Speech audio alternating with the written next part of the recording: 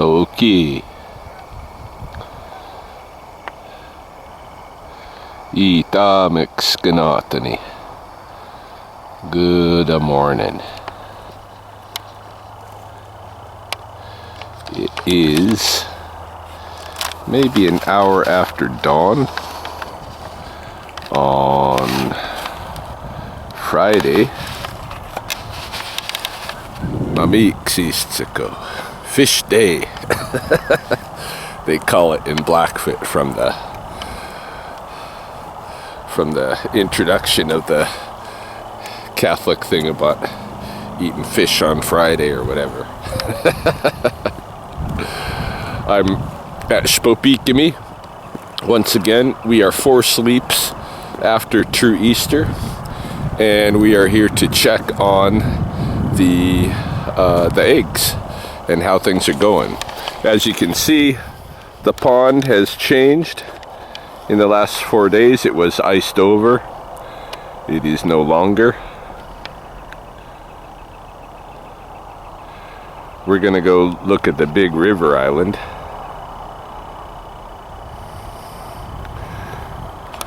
Which should tell us whether or not there's eggs being laid, although we might circle around and go past the beaver lodge, because I know there's going to be a couple nesting on that lodge that's in the middle of the water, and that's going to be the successful nest, almost for sure, at one of them at least. But yeah, let's go check the big river island, see what's going on. I got a couple of updates. The week has been interesting thus far. My understatements. Yeah. Is that a turtle? Can't be. It's too cold. Too cold. It's about -5 right now. And I'm just looking at this, what's in the water here. I see something popping out, but I think it looks like a turtle head, but I think it's a reed. So, but turtles have been up already here. We had a warmer week. It's cold right now. 5 below, as I said, and lightly snowing.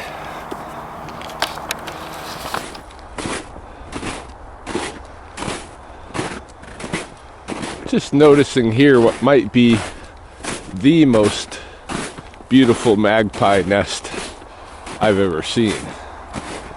I mean, this is the perfect spherical magpie nest with the entrance, the obvious entrance, which you don't normally see. I mean, I suppose in terms of protection, it's not so good to have an obvious entrance. Maybe that's the worst magpie nest I've ever seen. No, it definitely isn't. I've seen some magpie nests that were half built, where the fledglings got drowned because there wasn't an adequate roof over the top. You know, there's a reason that they build that roof like that, you know. I don't know.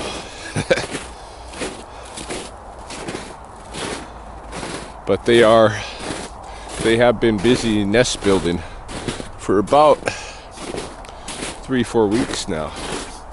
They should be pretty much done, starting to lay their eggs.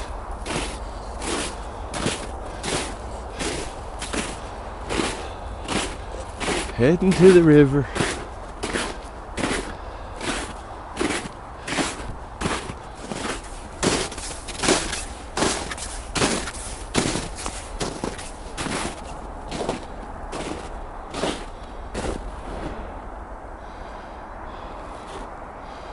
Yeah, I've had some things going on this week, as I alluded to. A couple weeks back, I took notice that my female Chihuahua Lucy was pregnant, and I had meant to build her a little cave, you know, a little birthing nook, and never got around to it. Then the other night I could see she was being anxious and being strange. I figured she's going into contractions, and I quickly set up a kind of a cardboard box beside my bed for her, and sure enough, she was having babies. Check this out. All right, let's see what's happening, my girl. Let's see. Can you get him? Oh, that baby. Oh my God, there it is. The baby. Look, it looks so ugly. Yeah, it's a Martian. It's fucking really gross looking. Ew. You clean him up. Clean him up, Wait, Lucy. I want Aiden to see this. Clean him up, Lucy. Aiden! Oh, She gave birth to the his first mouth is one. open. He's breathing. Oh, Come here. he's breathing. Come here. Oh, he's just tiny. That's hardly even, that's such a little tiny little thing. I don't know, man. That little seems premature. Are you sure? Well, he's breathing. He's alive. Breathing. He's alive. It's just tiny, though. How big are they supposed to be? Oh, I don't. That's small. That's very small, little girl. Well, we'll see if it's a girl or. Oh, you got another one coming, I'm sure. Take care of your babies. Take care of your baby. You're a father now. Aiden, come here. Come here. Just come.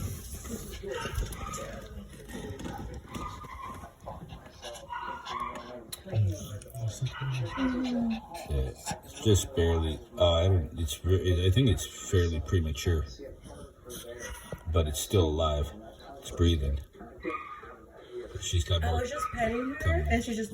You know what? I think she needed me to be here to give her like a pet until I. Oh, look at that! Look at that! Look at that! Oh, Aiden, look, it's moving. Definitely alive. Yeah. Oh, what a baby! What a baby! That is not cute yet. Tiny. You know, it's a little alien right now. Uh-oh, she's right freaking out there. Yeah, it's Lila. Oh, look at her.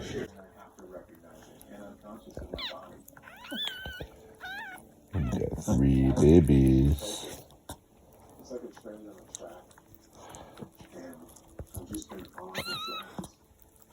Looks like a white one, a brown one, and maybe another white one or a tan one. Are you done? Or you still got more? She might have another baby yet. We'll see. We got 3. We got 3 babies. It forced me to stop and take a break and look at my life and remember what's most important. So she ended up having 3 pups. A white one, and then a black one, and then a tan one. And it went male, female, male. And wow, look at the environment here now.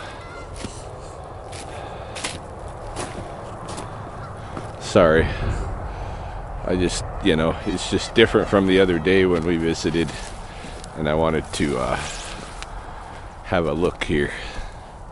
You can see 4 days difference, but this was the stream I was talking about that's normally full, where I take kids to find crayfish, things like that, and right now it's pretty bone dry. Pretty bone dry.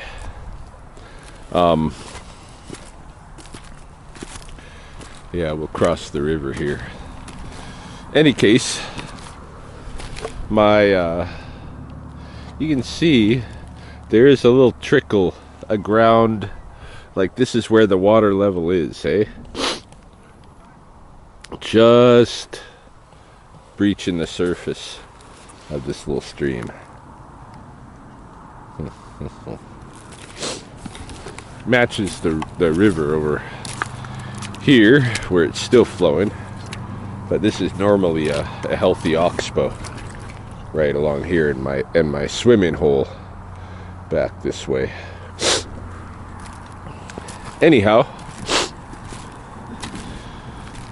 yeah, within the first 24 hours, the white pup, who was first born, and the black pup, who were second born, both passed away.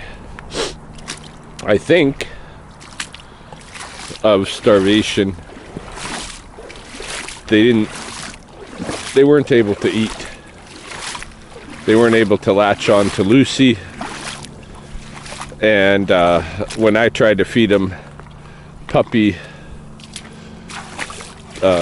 replacement formula, they acted like it almost killed them, you know. They would just, their heads would nod over like they were barely alive. And I think they were a little bit premature, you know. Come on, baby. Come on.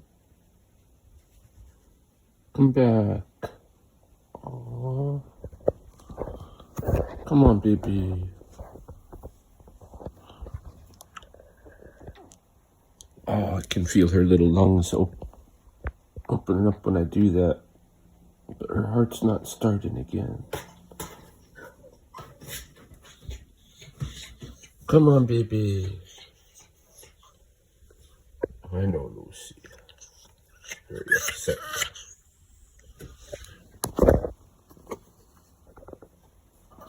I think I'm gonna lose her.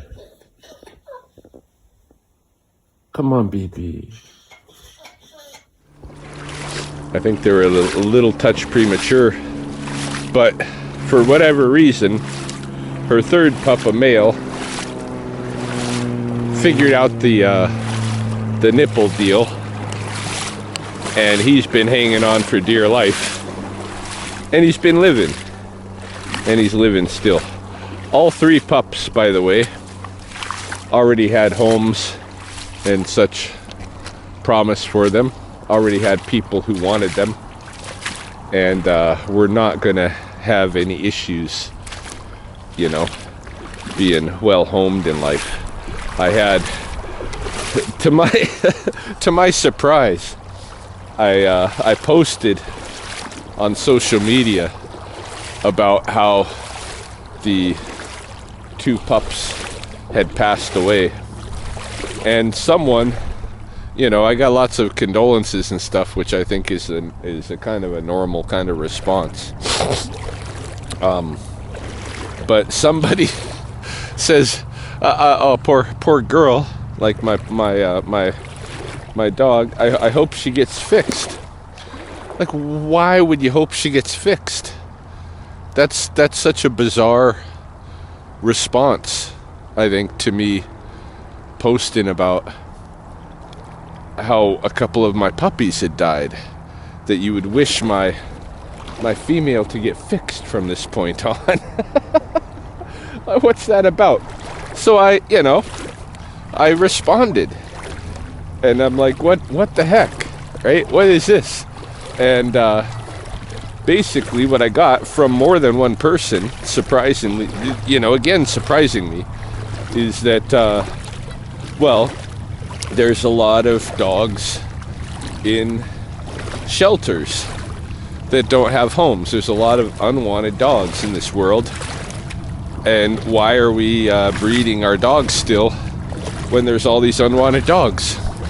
And I just thought, oh my gosh, okay, for one thing, this is not the time to argue that political case. If you hear the rumbling in the background, there's a train just heading over the high-level bridge, and we're about to get onto the Big River Island here. But this is not the time to argue that kind of political thing. I mean, it is a political thing,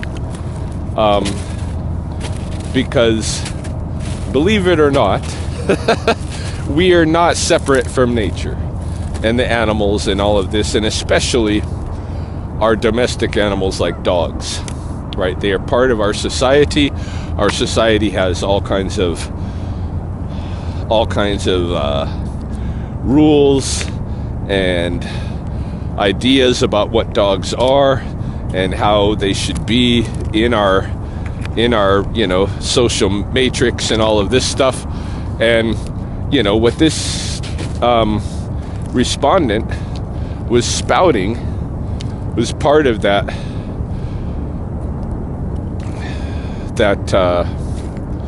what do you call it, official, in a way at this point, agenda around the dogs. But I started making comparisons with humans. All right, there's a lot of unwanted humans in the world. How many orphans are there? Millions of orphans, and millions of other kids in foster homes, and millions of addicted, mentally sick, and otherwise destitute homeless people, human beings. And given that there's all of these humans without homes, without families, without the proper structure and all of this, should the humans that are in good, strong families, healthy, doing well, and all of that stuff, should they start, quote unquote, fixing themselves like they're broken? That's what they call it. Can you fix your dog? My dog's not broken, but can we fix the humans? Nobody's gonna fix the humans, right? So why are we fixing the dogs? Why are we pushing a different set of values onto them than we have on ourselves? If we fix it, I think the logic is that the dogs in the shelters came from unfixed moms. Well, no shit. Of course, they were born. Everybody born came from an unfixed mom.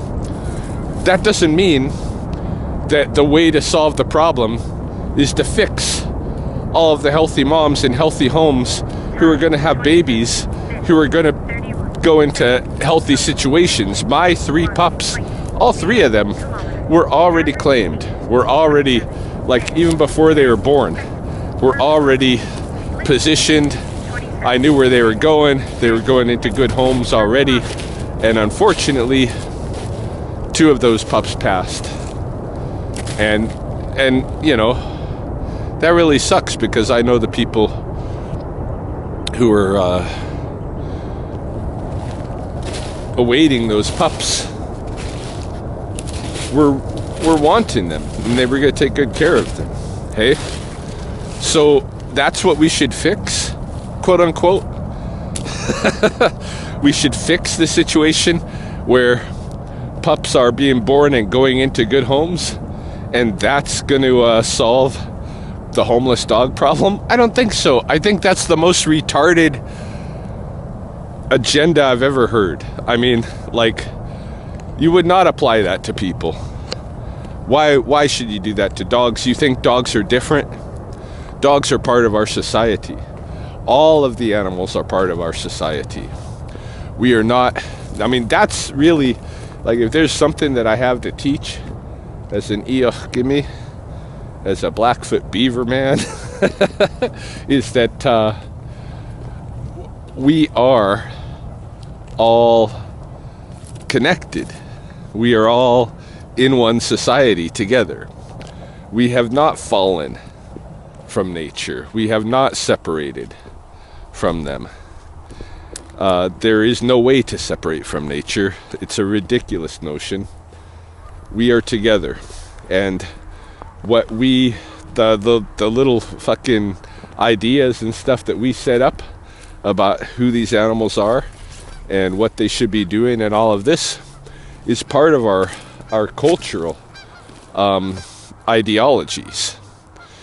And what I would say is that rather than pushing our agenda onto animals, we should be maybe learning from the animals. That's what Sspopiikimi tells me. Hey, We should be learning from the animals, not trying to control them. Now, we do have some amazing health technologies and such, and those technologies can and should be used to help the animals when they're in need. That's, you know, we have some gifts in our human form, and one of them is that we can act collectively, take all of that energy and focus it toward, you know, some of our needs and such, and we have done that, and we have created amazing technologies that are both created and sustained through the cooperative effort of millions, maybe billions of people. You know, even this platform, you're watching this video right now, in order for this to happen, 1 billion people plus have to cooperatively work to make this happen. We do the things that we need, that we want, that we need, and there's technologies wrapped up in that, and those things we can assist, we can help others with, but I don't think they should be used to impose ourselves on the animals. Like, you know, I mean, it's hard, it's difficult, because in one sense I'm a trapper, right? So I'm imposing all kinds of stuff on animals all the time, but I'm doing that at my primary base as an Sspopiikimi, as one who belongs to the water, as a beaver man, and I'm trying to move animals out of the way of conflict with humans. By the way, walking over the big river island here, seeing nothing for egg caches, and not getting any indication from the goose couples that there's anything hidden. So I think we're still postponed on Easter as yet. But yeah.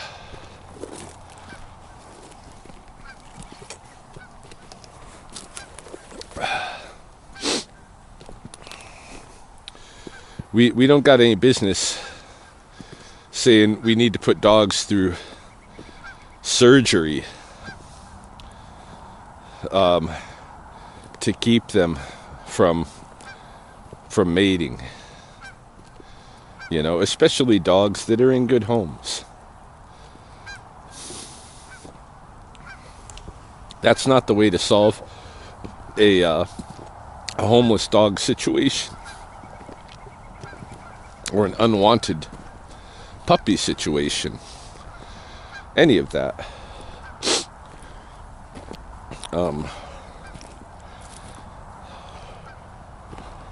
But anyhow, that's my that's my rant back on that particular thing. How's my battery doing? We're getting a little bit low. We're still okay. Maybe I can go on to the next topic. So my dog had babies. Only one has survived. That pup is promised to someone. And so we'll see if we're able to follow that where it goes. I'm not sure in the future whether we will be or not, but we'll see. I hope so. This is where I was digging out the other day to see if there were eggs. You can see the snow has melted quite a bit. Still no eggs on the most obvious island on the island. So, okay, so the pup had babies, and so that has kept me at home a lot, because Lucy is, you know, she's taking care of her one baby, but she's needing help, you know, to get in and out and get fed and all this kind of stuff, get breaks from her baby and all of this. She's doing a lot of, she doesn't really want to be a nursing mom, I can tell. I mean, this is her first litter. She's still pretty young. This was a pup that I took. It's Polly's granddaughter, but it was supposed to be Brit's baby dog, And you know, when she started growing out of a pup, you know, she kind of looked funny and stuff. She's got eyes that look two different ways and all this. We call it ugly taxidermy. And Britt definitely didn't love her enough to want to take her with when she left. So it is what it is. And she's young. She had these pups. She's not quite ready to be a mom. And we're going to see how it goes. I hope this third pup survives well. And is good in his, I should say, home to come. Now, moving on from that, last night, or I should go back probably 3 days or so, pretty much all the week, we started smelling, myself and Kadina, who's my downstairs roommate Sheena, her cousin from Vancouver, Kadina, has moved over here. She got evicted from her place in Vancouver, so she's staying with us till she kind of gets herself jobbed up and gets a little money and moves into her own place. She's got a teenage son. He's been with us kind of part-time too, staying also with his aunties. And anyway, me and Kadina are smelling this, what I recognize as mouse. Hey, this is a mousy smell. Something is burning mouse or burning mouse stuff. And I'm trying to source it. I think it's coming, initially I do think it's coming from around our dishwasher, but then I'm smelling it out of other heat vents in the house, and I'm thinking, oh, this is something in the furnace system that needs to be worked out. But then yesterday morning, all of us in the house start noticing that there's puddles, you know, occurring in the kitchen. We think it might be dog pee at first and this kind of thing, but there's puddles and it keeps happening.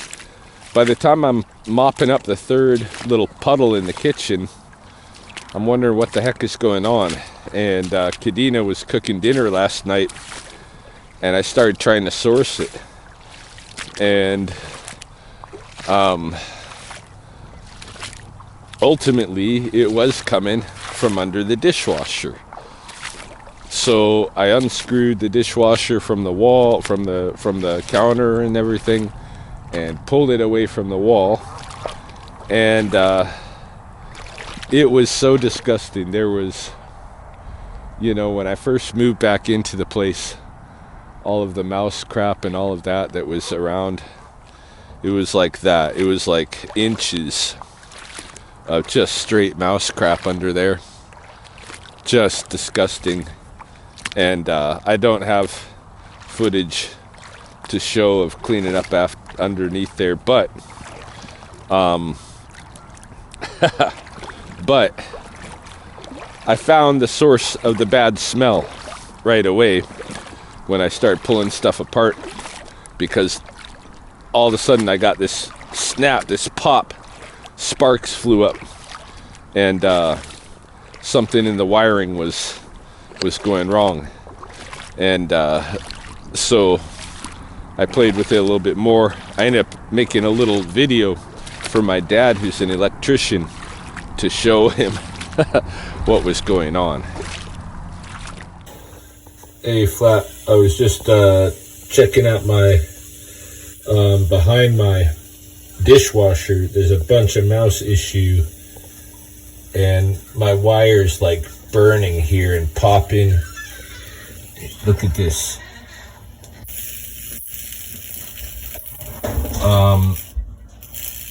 What do I do about this? And, you know, obviously a mouse had chewed through the insulation on the wire one of the wires going to the dishwasher. And so there was an arc, electric arc occurring. And so I had to shut off the what do you call it, the circuit for the dishwasher, and then start cleaning up. I cleaned up the mouse shit. Like in that video, you don't even see, I'd already cleaned up a lot of the mouse shit around the wire by the time I even made that video.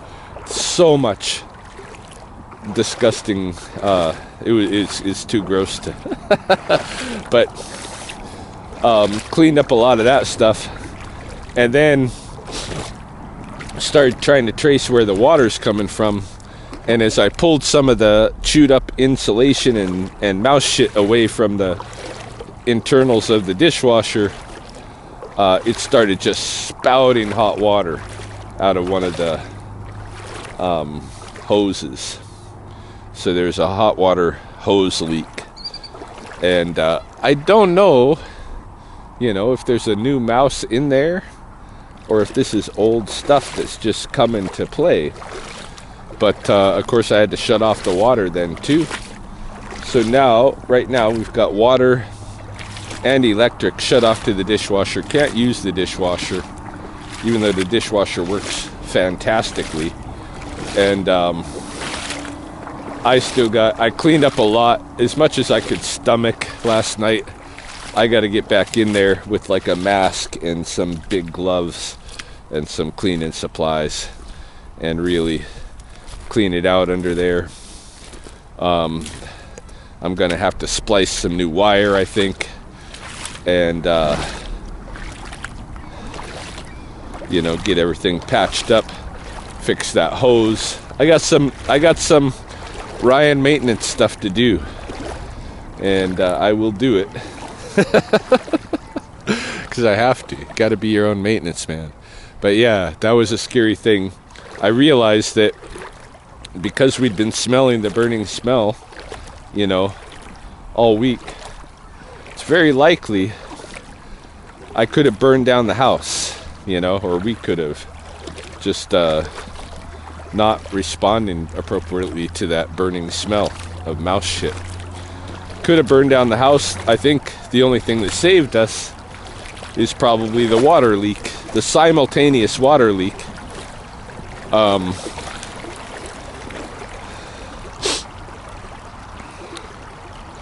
Because that dampened the material that the arcing electricity was touching and stuff. And so, while it probably also helped create the electrical arc because of the moisture, the moisture made sure that it didn't start our house on fire. Which I can laugh at now, but it wouldn't have been a laughing matter if a few days ago my house burned down, and I think that was close to the situation I was in, So I got very lucky. The first thing that came to my mind is I'm an Sspopiikimi. I belong to the water. The water is my protection, and it protected me. I was lucky.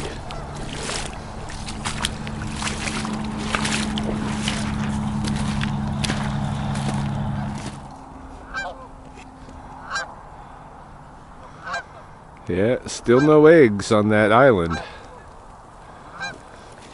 Geese are all coupled up, they're ready. Just ain't happened yet.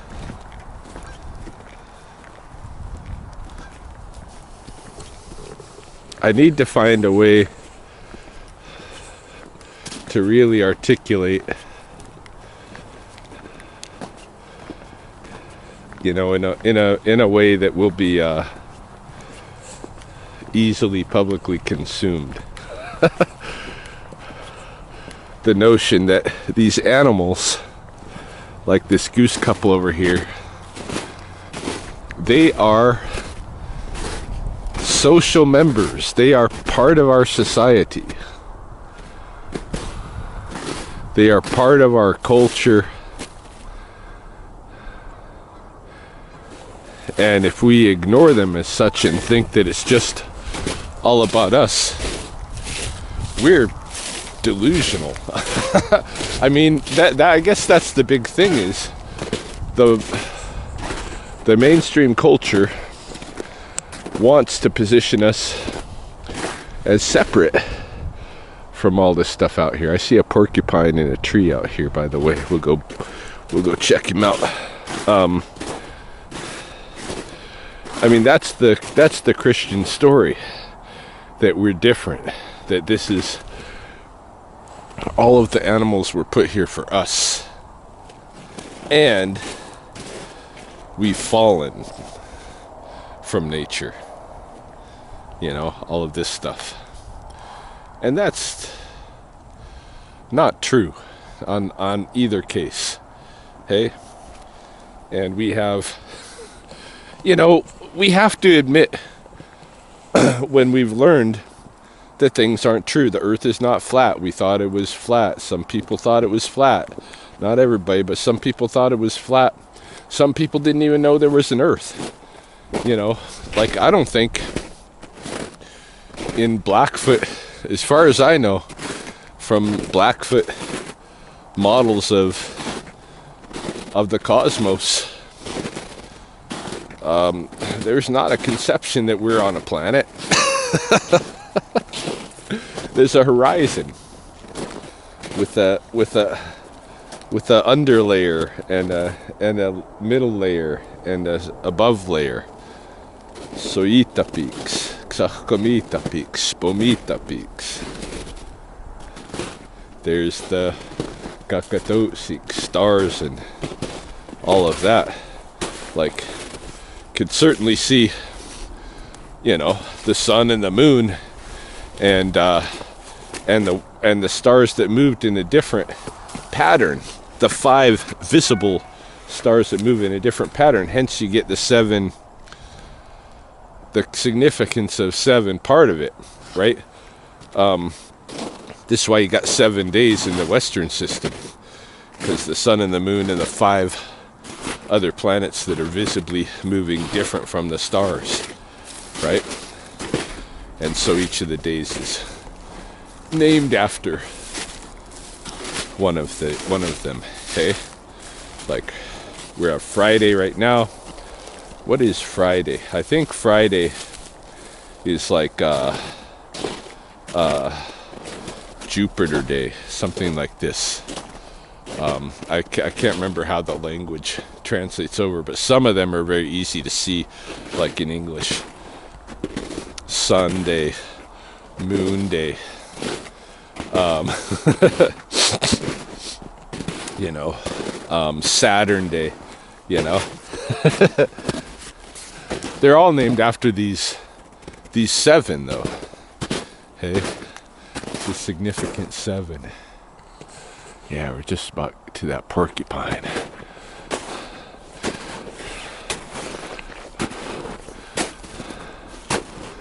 But the story is that we're somehow separate. You know, the Christian story that has colonized, and I'll say not just Christian, but you know, the pre-Christian, all of that stuff, like all of that Muslim stuff, you know, all of that is pulling us away, you know, from the Old Testament story of our fall from nature. All of it is trying to get people to separate in their minds themselves from this reality that we live in, and hence we live in, you know, these luxury spaceships now that we don't even think of as spaceships, but that's what they are. We're on a planet in space, and we are isolating ourselves in these houses. Very I can get my other camera on him. I think we can see his face. I'll get back to my ideas. There's our Sspopiikimi.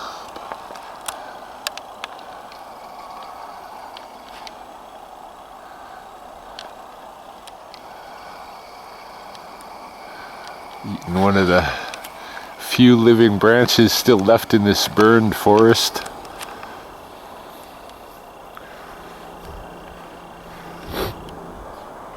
I'm looking forward to seeing as much as I can of what this becomes in the future, so I know what it once was for me.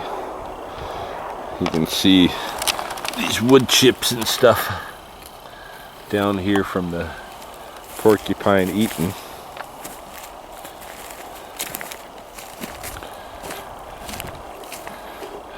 Let's see, do I want to move out onto the wet meadows or continue through the forest? I'm thinking wet meadows. Let's go look at the beaver lodge from this angle over here.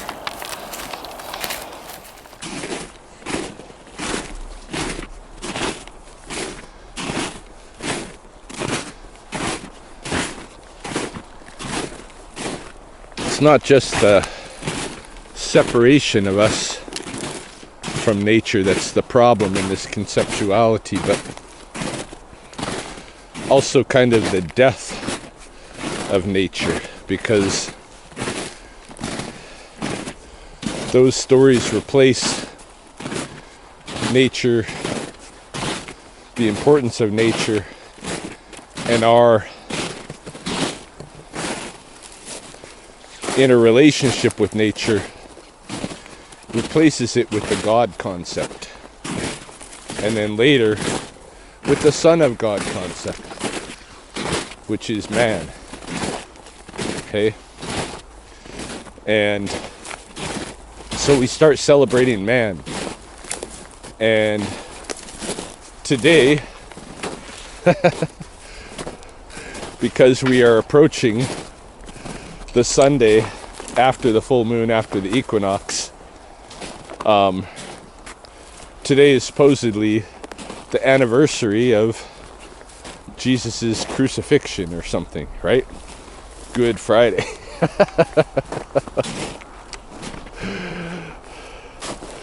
But in reality, the importance of this time is about the eggs, and not the symbolicness of the eggs, you know, not the eggs as a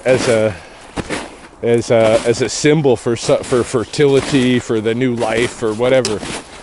It's really the eggs, and how people were starving, you know. Look at this conditions. No food. Watch some survival shows like Alone.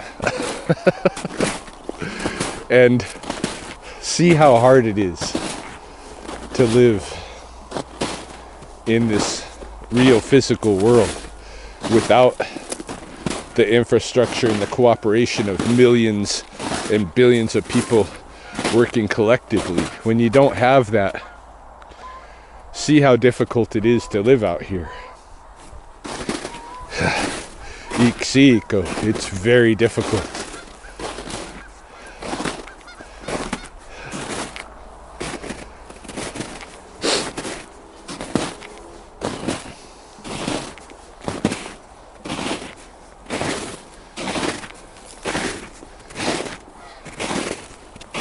That death of the nature.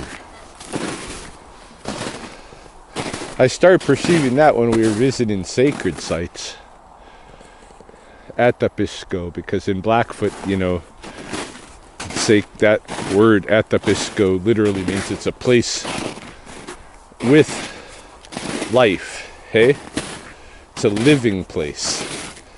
Sspopi, living, sko, place. Sspopiikimi. And as such, we treat these places like they were living elders. Feed them, visit with them, learn from them. The same as we should be approaching the animals.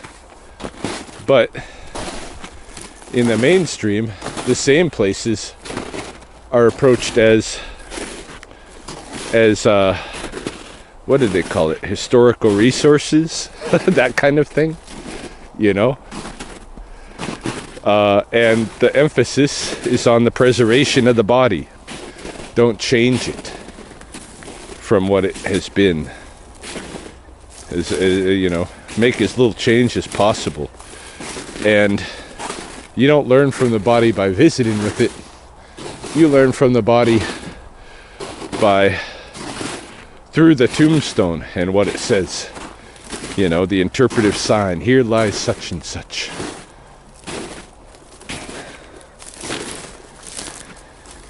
Imagine if this is deeply entrenched in the minds of the members of this society.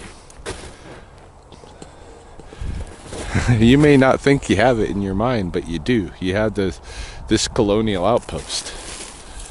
And imagine if you thought about animals not like that.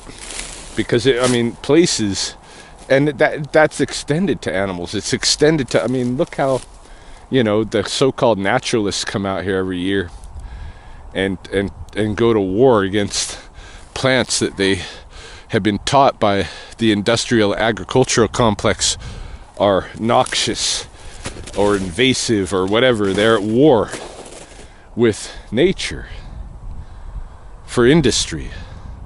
And these are our naturalists.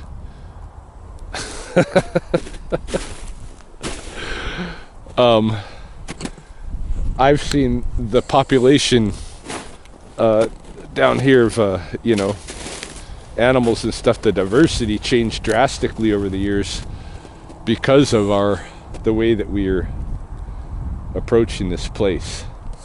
Look at this. This has really caved in here. I never saw it like this with this water. But yeah, imagine instead of taking, if you look at national parks, you look at these places, nature reserves and all of this, they're treated like dead places. You're not supposed to engage with them as living places, even to the extent that I do. But like, say for instance, this place here, I'm not supposed to fish in here. I'm not supposed to gather food out here.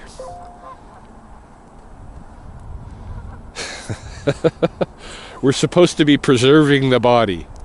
And there's a bunch of tombstones around the perimeter that tell you stories about the body that you're looking at. We're going by the death complex. And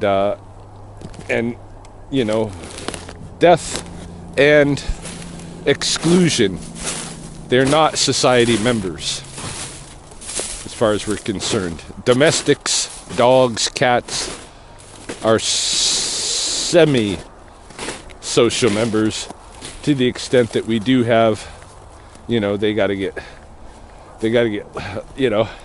licensed. They gotta get their identity, tagged and all of that stuff. But recognize it or not, and even in the mainstream culture, all of these animals, in one way or another, are part of our society. All of them are wrapped up in rules and ideas and beliefs. And that's cultural stuff that we can change. And I think we need to change the perception of the non-human places and peoples as dead, which is in the mainstream, deep in the mainstream psychology. I'm sorry, it is. They're approached as dead and non-social members, and we need to change that too and make them social members. And I'm not sure how to articulate this. I need to probably, like somebody recently suggested, write a book. Maybe this will save my house. If I can write a book and figure out a way to really articulate some of these ideas that I've got from my traditional training.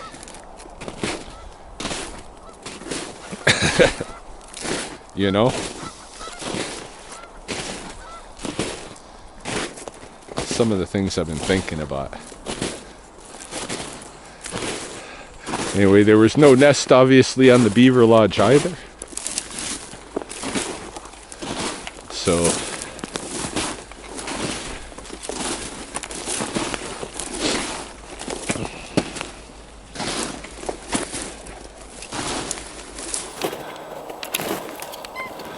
just approaching the wide south pool here. And I don't know if you hear that sound. The one bird call is different. I don't recognize it.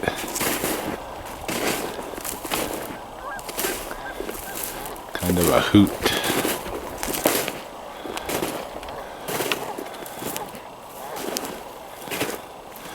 Yeah, I might as well poke around out here since I'm in the vicinity. See that one, that sound. Who's making that sound?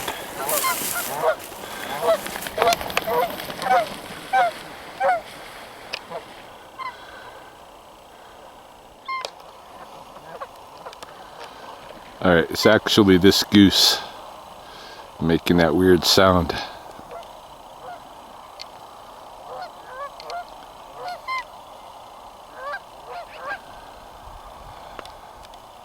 Which is not a usual goose call. I wonder if she's sick. It's probably her gander right behind her. I'm gonna wade out, see if I can go look at this big river island and see if there's anything going on there.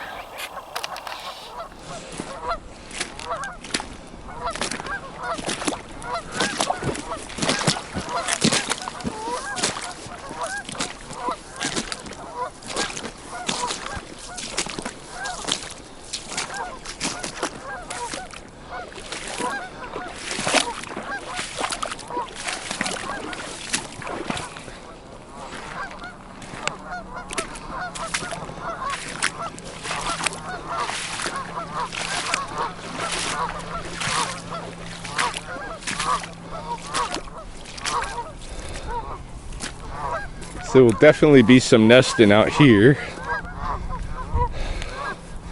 The question is whether there's an egg cache yet.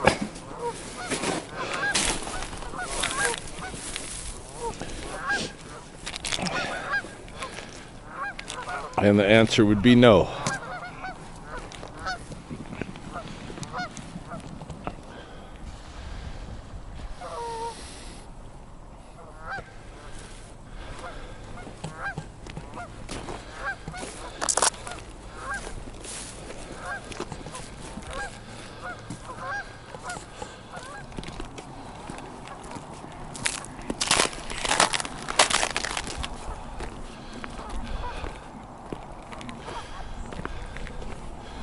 Yeah, I guess I'm pretty much done here for the morning. Gonna hike my way out. But yeah, the same kind of non-social member death complex thing seems to be cast over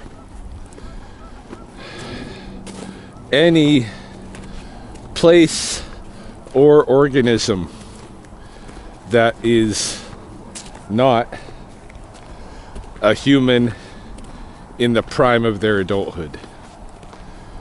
It's cast on children, it's cast on elders, it's cast on animals, plants, places, and I just got to figure out a way to properly, effectively illuminate it and even, you know, explain what it is that I mean, because I don't think I'm doing it well. I don't feel like I'm doing it well. I don't feel like I'm getting across what I need to get across. But I think that there would be a drastic shift in the culture if it perceived, you know, accurately that all of these others are social members too.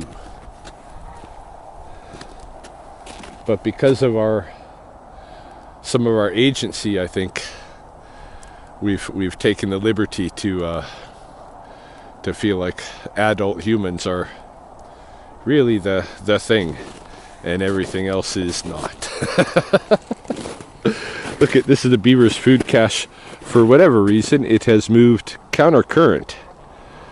Maybe toward this pump, because the pump is drawing more than the river. I don't know.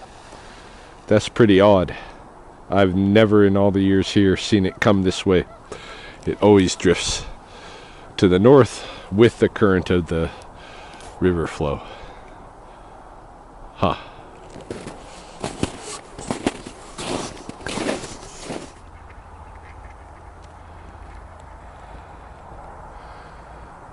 I guess one last thought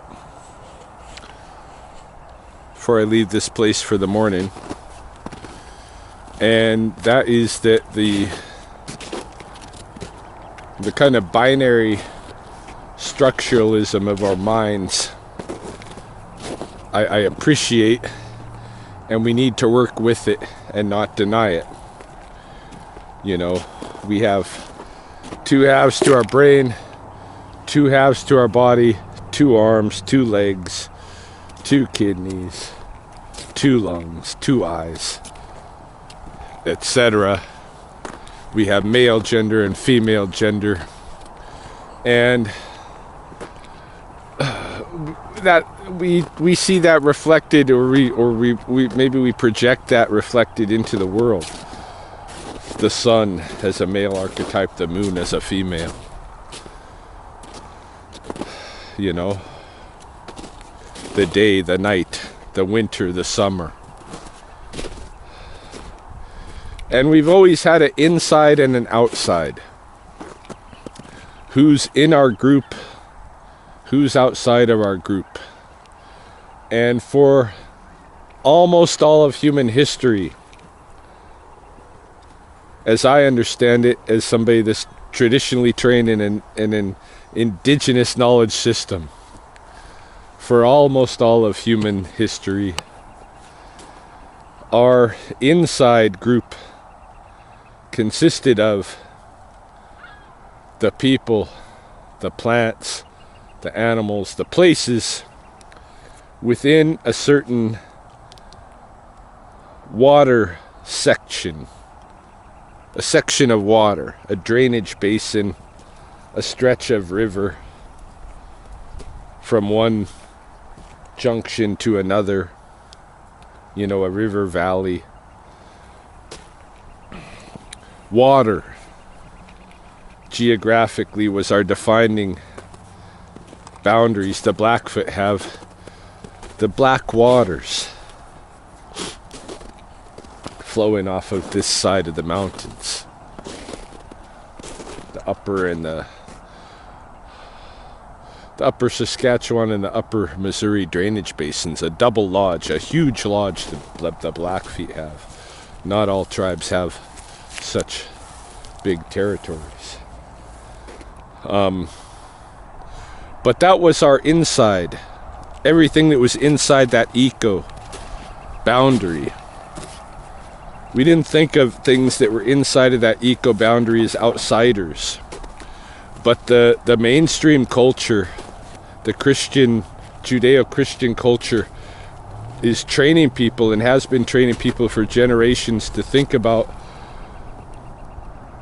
the inside as being human, mostly male, prime of their lives. Not the females, not the elders, not the children, not the animals, not the plants, and barely the places are an insider.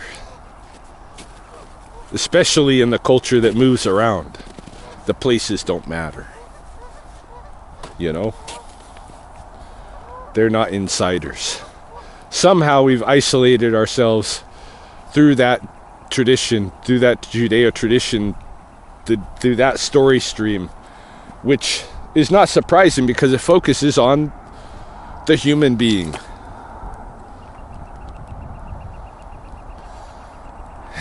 And on particular kinds of human beings. Everything else is considered outsider. And I don't know if people appreciate what would happen if that shifted up in our current globally connected shared culture. If we shifted our minds to back to the water, and the inside being everything that belonged to our water, us included, the plants, the animals, all ages of people, and the places that belong to our water. You know, if we shifted that back up, how would that change our current culture?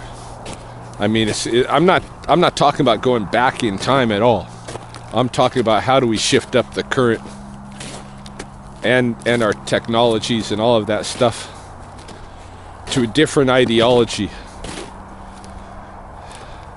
that is more inclusive of the actual members of our social order. You know, we can pretend that we're not part of all of this, but we're gonna have a drought here this fucking summer, and we'll see how much we're not part of it. You know what I mean? Happy Easter, y'all.